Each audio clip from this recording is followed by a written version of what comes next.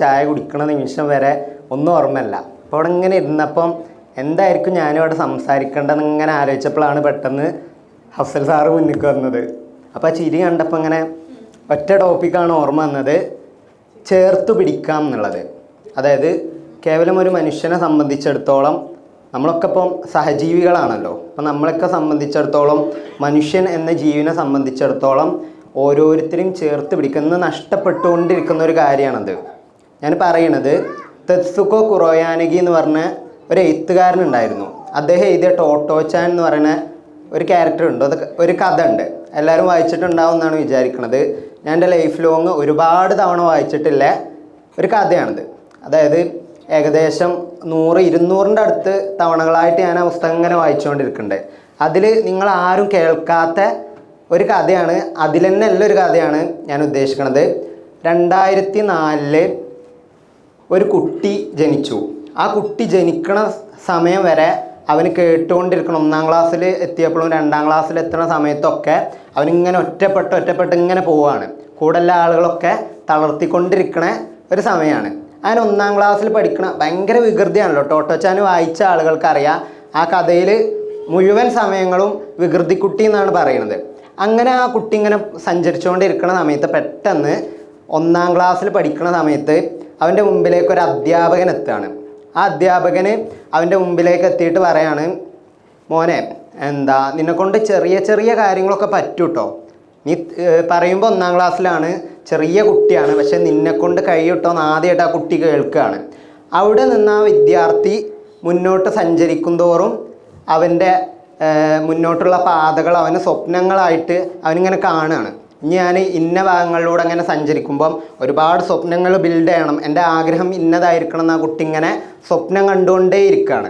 അങ്ങനെ അവൻ വളർന്ന് ഒരുപാട് വളർന്നു വലുതായ സമയത്ത് ആ കുട്ടി പെട്ടെന്നൊരു വിഷൻ കണ്ടു.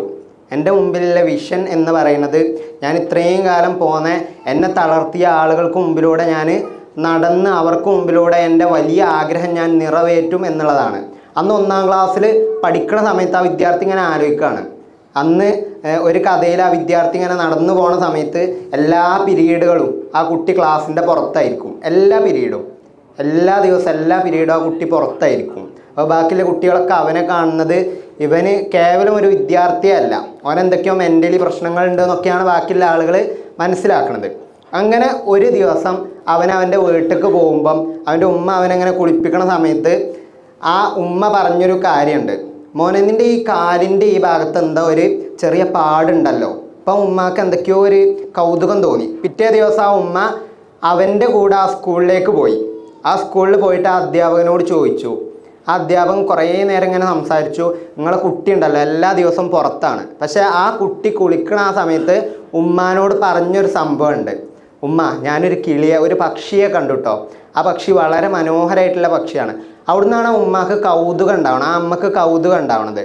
ആ അമ്മ ആ സ്കൂളിൽ വന്നിട്ട് അധ്യാപകനോട് ചോദിച്ചു, എൻ്റെ കുട്ടീനെ എന്തിനാണ് നിങ്ങൾ ഇത്രയും ദിവസങ്ങളും ഇത്രയും മാസങ്ങളും ആഴ്ചകളൊക്കെ കഴിഞ്ഞിട്ടും 1 വർഷമായിട്ടും നിങ്ങൾ എന്തിനാണ് എൻ്റെ കുട്ടീനെ എല്ലാ പീരീഡും പുറത്ത് നിർത്തുന്നത് എന്ന് ചോദിച്ചു.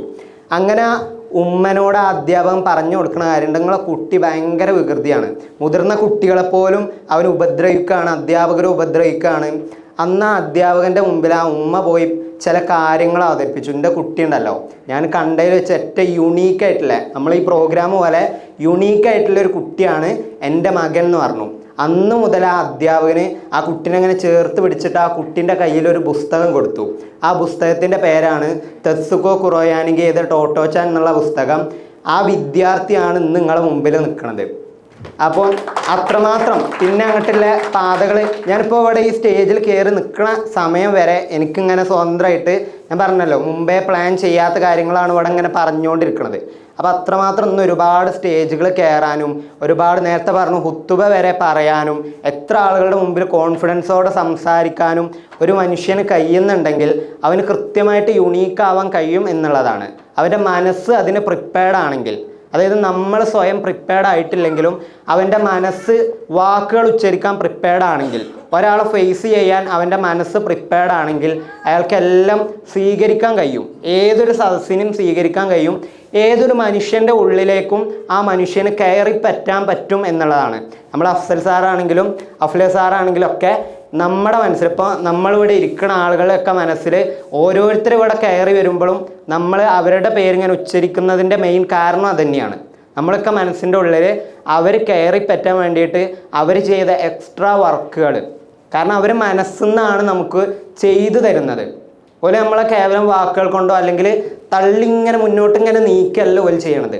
ഓലെ മനസ്സിൽ നിന്ന് ചില സന്തോഷത്തിൻ്റെ വാക്കുകളും ചില ചേർത്ത് പിടിക്കലും, ഞാൻ ആ പോയിന്റിൽ നിന്നാണ് പോയത്, ചില ചേർത്ത് പിടിക്കൽ കൊണ്ട് മാത്രമാണ് നമ്മൾ ഓരോരുത്തരും ഇവിടെ നിൽക്കുന്നത് എന്നുള്ളതാണ്.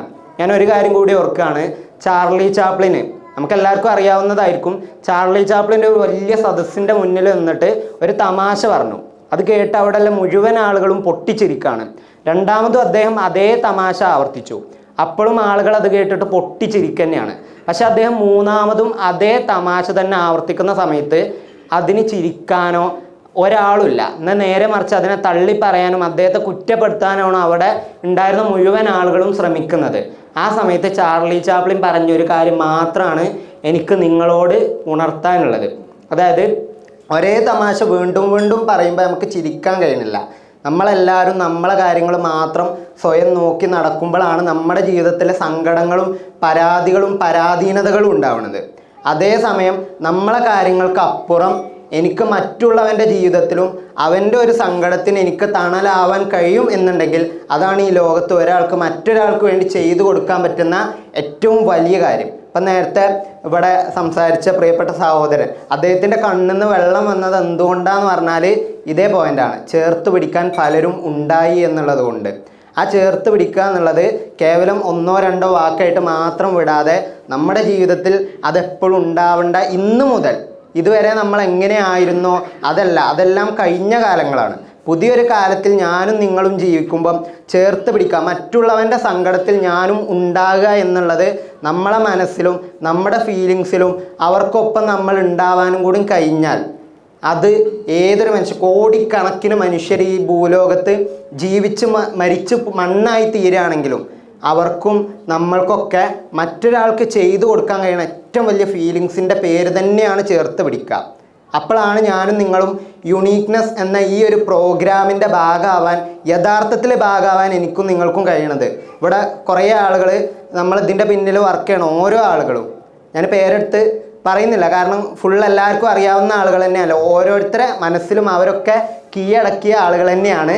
അത്തരം ആളുകൾ വരെ നമ്മളുള്ളിൽ കയറിയിട്ടുണ്ടെങ്കിൽ അവർ നമുക്ക് തന്ന ആ തണൽ നമ്മൾ മറ്റുള്ളവർക്ക് ഇങ്ങനെ പകർത്തി കൊടുക്കണം.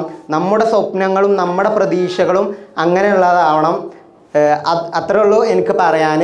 ഇതുപോലെ ഇനി അങ്ങോട്ട് മുന്നോട്ടുള്ള നമ്മുടെ സഞ്ചാരങ്ങളും നമ്മുടെ സ്വപ്നങ്ങളും ഇവർ നമുക്ക് തന്നതിൻ്റെ ഇരട്ടി നമുക്ക് മറ്റൊരാൾക്ക് കൊടുക്കാൻ കഴിയണം എന്നുകൂടി സൂചിപ്പിച്ചുകൊണ്ട് ഞാൻ നിർത്തുകയാണ്. നന്ദി, നമസ്കാരം.